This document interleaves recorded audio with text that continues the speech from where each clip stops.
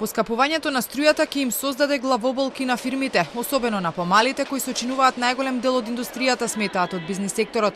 Се надеваат дека нема да се случи најлошото сценарио, да почнат да се затвораат компании, но се сигурни дека потешкотии ќе имаат.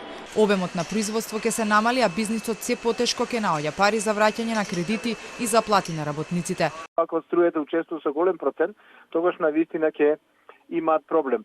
Но во секој случај треба да се знае дека ова покачување 40% е многу помало од покачувањето што го трпат компаниите, поголемите компании кои се на либералниот пазар, каде што покачувањето во однос на мината година изнесува од 350 до 400%. Ние треба да бидеме свесни дека државата и се намалија можностите од буџетот да интервенира со помош.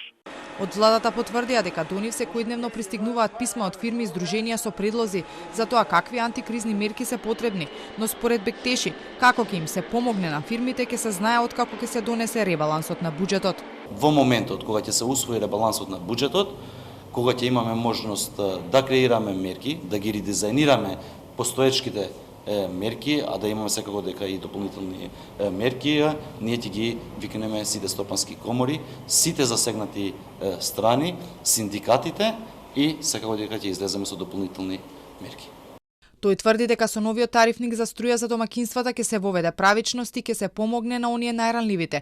Со новите одлуки цената на струјата за малите индустријски капацитети се зголеми за нешто над 40%.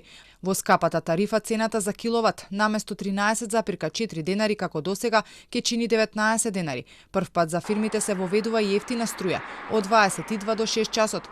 Во овој период киловат час ќе чини 15 денари. Од регулаторна тврда дека одредената цена за индустријата е за 50% пониска од онаа на отворен пазар, каде засега нема сигнали дека во скоро време ќе има стабилизација.